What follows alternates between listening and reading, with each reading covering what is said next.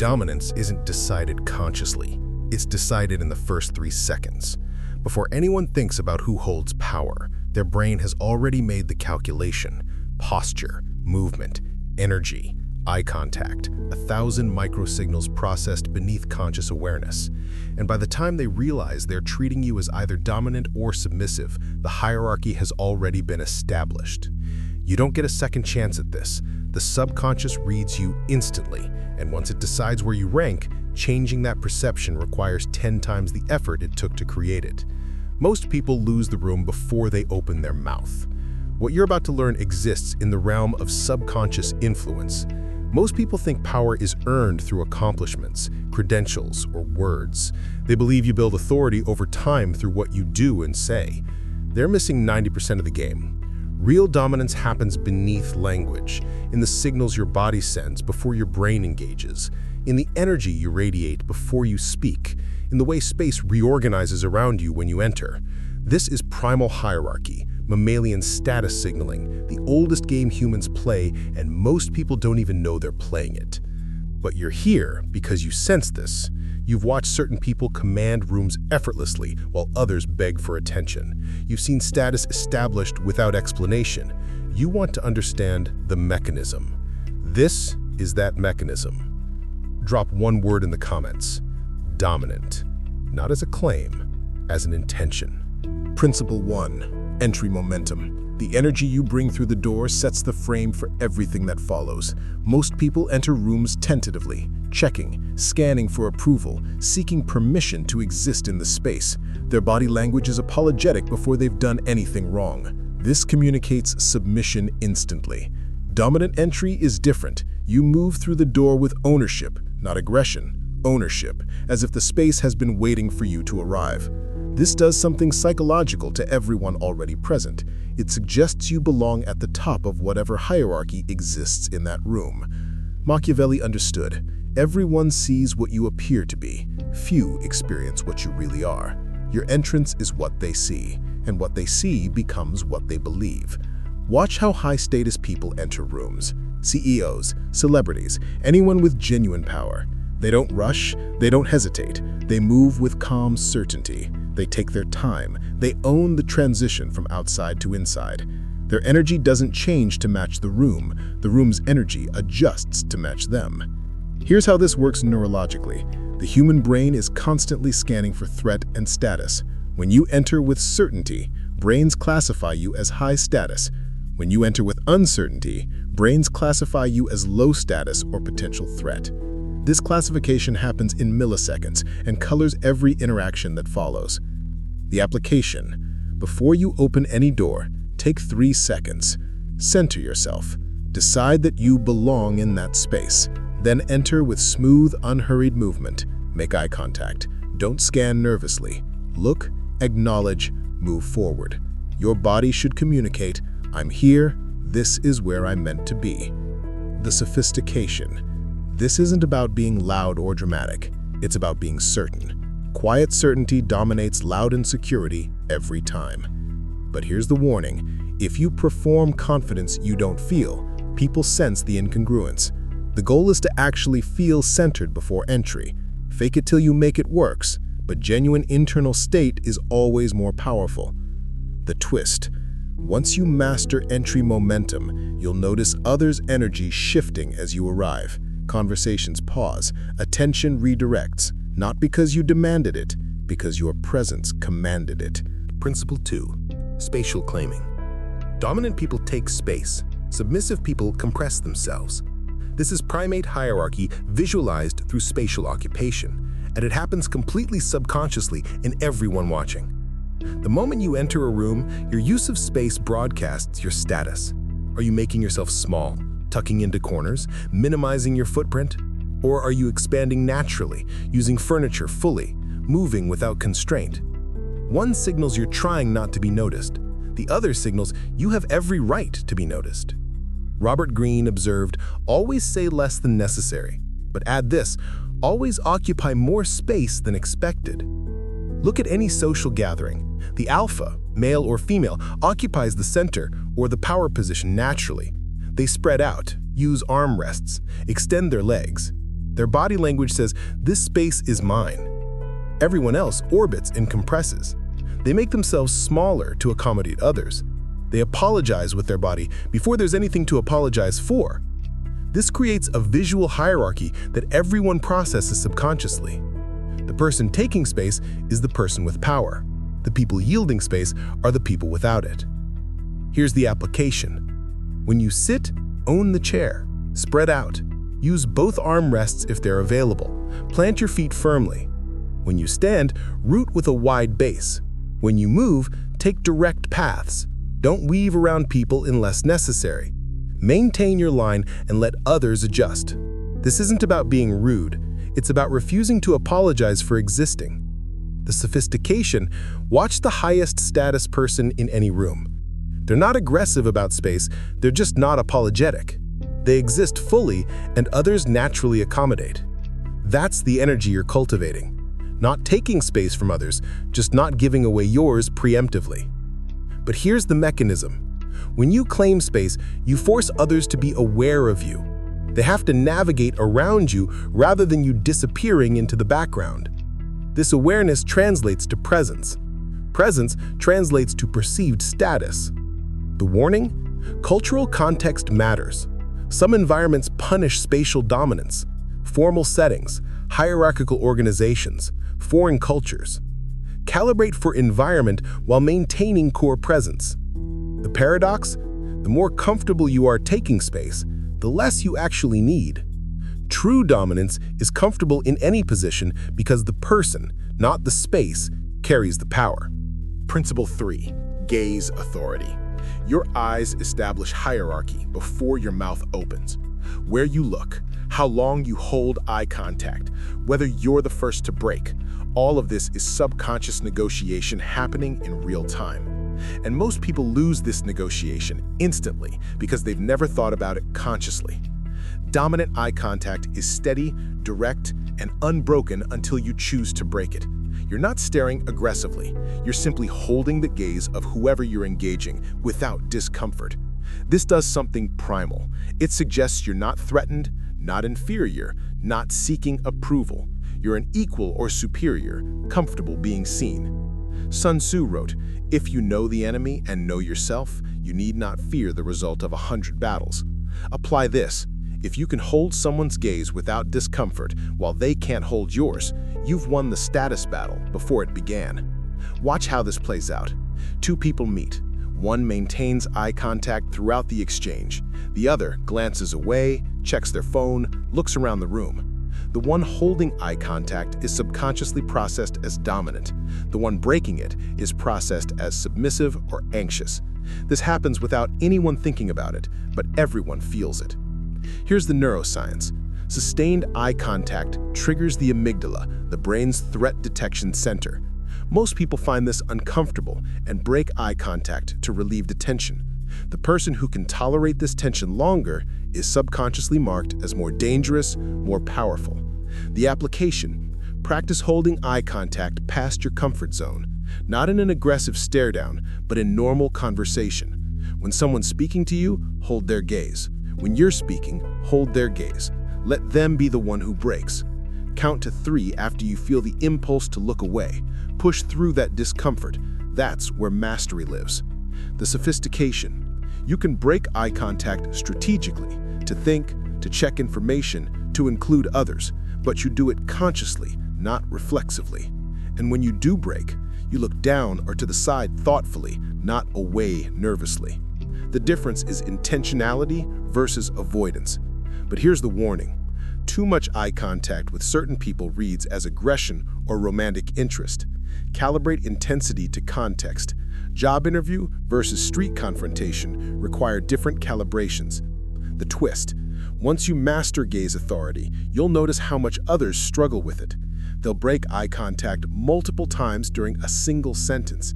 Each break is a micro-submission they're not aware they're performing. You'll see the invisible game everyone's playing without knowing it. Principle 4. Vocal gravitas. Dominance has a sound, and it's not volume. It's depth, it's pace, it's certainty. It's the frequency that makes others stop and listen without consciously knowing why. Your voice is broadcasting status information every time you speak. Pitch, speed, variance, pauses, all of it signals where you rank in the hierarchy. High pitch, fast speech, rising intonation at the end of sentences. These signal uncertainty, submission, seeking approval. Low pitch, measured pace, declarative tonality. These signal certainty, authority, making statements rather than seeking permission. Marcus Aurelius advised, "Waste no more time arguing what a good man should be. Be one." Apply this. Waste no more time wondering if people will listen. Speak in a way that commands listening. Look at how powerful people speak. They don't rush. They don't fill every gap with words. They speak at their own pace and trust others will wait. Their vocal tone doesn't rise at the end of sentences seeking approval. It drops, making statements. Compare this to people seeking validation. They speak quickly, afraid of losing attention. Their tone rises at the end of sentences, turning statements into questions. "I think we should do this," instead of "we should do this." The question mark versus the period completely changes the subconscious message. Here's the application. Slow down your speech by 20%. Drop your vocal pitch slightly. Speak from your chest, not your throat. End sentences with falling rather than rising intonation. Insert pauses, 2-beat pauses between thoughts. This does multiple things. It makes you easier to understand. It suggests you're not anxious about holding attention. It forces others to stay engaged rather than tuning out rushed speech. The sophistication. Record yourself speaking. Listen to your pace, pitch, and intonation patterns. Most people are shocked by how different they sound from how they think they sound. Adjust until your voice matches the authority you want to project. But here's the mechanism. Vocal gravitas triggers ancient status recognition. Deep, slow voices are processed as larger, more powerful, more authoritative. This is biological programming from when vocal characteristics correlated with physical size and threat capacity. You're leveraging evolutionary psychology without anyone conscious of it happening. The warning: don't artificially deepen your voice to a caricature. You're making subtle adjustments to your natural voice, not adopting a fake one. Authenticity within optimization beats pure performance. The paradox: the less you say, the more weight each word carries. Combine vocal gravitas with verbal economy and you become magnetically compelling to listen to. Principle 5. Strategic positioning. Where you place yourself in a room determines your perceived status as much as how you behave. Dominant positions exist in every space: the head of the table, the center of the couch, the spot with back to the wall and view of the entrance. These positions command attention and confer authority.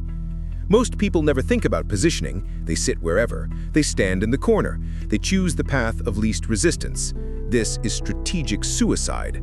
The person who controls space controls the frame, and controlling space starts with choosing the right position deliberately.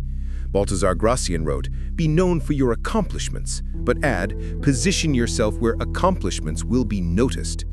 Look at any business meeting. The CEO sits at the head of the table, not by accident, not because they arrived first, because that position signals and reinforces their authority.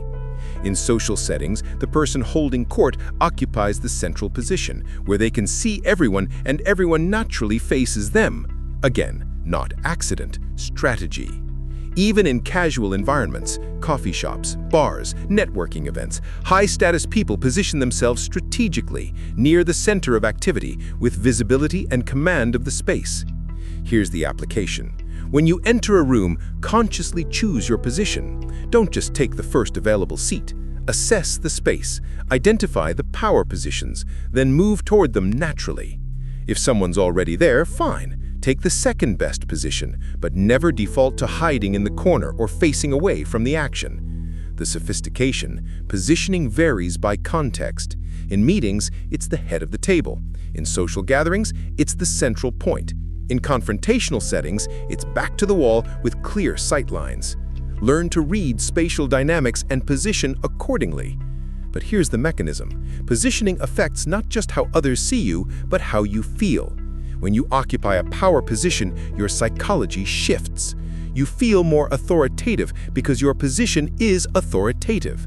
This internal shift radiates externally. It's a positive feedback loop that starts with a simple positioning choice. The warning: don't fight for position. If the optimal spot is taken, take the next best option without making it awkward. Desperation for position broadcasts insecurity, which defeats the purpose. The twist: once you develop positional awareness, you'll see how unconsciously most people position themselves. They handicap their own presence by choosing positions that minimize their visibility and impact. You'll stop making that mistake. Principle 6. Controlled reactivity. Dominance is measured by what moves you. The person who can be emotionally triggered, rushed, or flustered is the person being controlled. The person who remains unmoved by external pressure is the person in control. Every social environment has chaos, urgency, emotional spikes. How you respond to these determines your perceived status. Do you match the energy? Do you get pulled into the drama? Do you react immediately to every stimulus? Or do you maintain your baseline regardless of what's happening around you? Epictetus pot, it's not what happens to you, but how you react to it that matters. In dominance terms, your reaction speed and intensity broadcast your status. Watch high-status individuals in crisis. They don't panic, they don't rush, they process, then respond. Their energy level doesn't spike to match the chaos. This communicates control over themselves, which implies control over the situation. Compare this to people who match every energy shift in the room. Someone's excited, they get excited. Someone's angry, they get defensive. Someone's urgent, they get frantic. They're being moved by external forces. They're reactive, they're not dominant. Here's the application. When something happens that would normally trigger immediate reaction, good news, bad news, provocation, urgency, pause, 3-second delay. Breathe. Then respond from a centered state, not a reactive one. This isn't about being slow, it's about being deliberate. The sophistication: you can move quickly when needed, but you're choosing speed consciously, not being compelled to it by external pressure. The difference is agency. People sense whether you're acting from choice or reacting from compulsion. Choice reads as power, compulsion reads as weakness. But here's the mechanism. Controlled reactivity makes you unpredictable. People can't manipulate you through emotional triggers because they don't know what will move you. This uncertainty gives you massive strategic advantage. The warning: some situations require immediate response. Physical danger, time-sensitive opportunities, medical emergencies. Know when deliberation serves you and when it handicaps you. But in most social and professional contexts, controlled reactivity dominates reactive response. The paradox: the less you react, the more people seek your reaction, your approval, your attention. Your response becomes valuable because it's not freely given. You've created scarcity through control. Principle 7. Selective attention investment. What you pay attention to signals what you value, and what you value determines your perceived status. Dominant people are selective about where their attention goes. They don't give it freely. They don't spread it everywhere. They invest it strategically in what matters and withdraw it from what doesn't. This selectivity communicates that their attention is valuable, that not everyone deserves it, that it must be earned. Submissive people give attention freely, constantly, to anyone who asks. They're people pleasers, they're available, they're accommodating. And they're perceived as low status precisely because their attention costs nothing. Simone Weil observed, "Attention is the rarest and purest form of generosity." But the dominance application: rare attention is high-value attention. Constant attention is worthless attention. Look at how this operates. At a networking event, the high-status person doesn't work the room desperately talking to everyone. They engage deeply with a few people. Others approach them. Their attention is the prize being sought. The low-status person rushes around trying to meet everyone, giving shallow attention to all, deep attention to none. Their attention is abundant, therefore valueless. Here's the application. When in social or professional environments, choose deliberately who receives your attention. Give full attention when engaged. This makes your attention valuable. But don't spread yourself thin trying to connect with everyone. Let others observe that your attention is finite and therefore worth having. The sophistication. When you withdraw attention from something or someone, do it cleanly, not rudely, just completely. You were present, now you're not. This clarity makes your attention architecture obvious and valuable. Partial attention that's constantly divided is worthless and makes you appear weak. But here's the mechanism. Selective attention creates competition for your focus. People subconsciously compete for what's scarce. When your attention is scarce, people work harder to get it. This work establishes hierarchy with you at the top. The warning. In relationships that require reciprocity, partnerships, close friendships, family, too much selectivity creates damage. Calibrate for context. Strategic selectivity in professional and social spheres. Generous presence in intimate spheres. The twist. The more selective you become with attention, the more impact you have when you do give it. Your full attention becomes memorable, meaningful, influential, precisely because it's rare. 7 principles. 7 ways to dominate rooms subconsciously before you say a word. But here's what matters now. This isn't about tricks or techniques. It's about actually becoming the person who carries this energy naturally. You can perform these behaviors, and initially you'll need to, but the goal is integration, where these principles become your default operating system, not something you consciously deploy. Because subconscious dominance isn't performed, it's radiated. It comes from genuine internal state, not external manipulation. The person who's actually centered doesn't need to think about entry momentum. They naturally enter with ownership. The person who's genuinely confident doesn't need to remember spatial claiming, they automatically occupy space comfortably. The performance becomes unnecessary when the person becomes real. So yes, start with conscious practice. Enter rooms deliberately. Position yourself strategically. Control your gaze and voice and reactivity, but do it until it becomes you. Until you're not deploying dominance behaviors, you're just being dominant. Because rooms respond to authenticity. They can sense the difference between someone performing power and someone possessing it. Most people will never do this work. They'll walk into rooms unconsciously, wondering why they're ignored, dismissed, or overlooked. But you're different. You understand now that dominance is decided before anyone thinks about it, that status is established in seconds through signals processed beneath awareness. So here's what happens next. You walk into the next room consciously. You choose your entry momentum. You claim your space. You hold your gaze. You control your voice. You position strategically. You manage your reactivity. You invest your attention selectively. And you watch as the room reorganizes around you without anyone knowing why. Because you're speaking the language of subconscious hierarchy. And in that language, you've just announced exactly where you rank. At the top. Not through force, not through demand, through signal. The room reads you instantly, and the room decides you're dominant. Not because you told them, because every cell of their primal brain concluded it before their conscious mind engaged. That's mastery. Walk into rooms like you own them, not because you're arrogant, because you're centered, and watch everything change. The most powerful position is the one you don't have to announce. Be that position.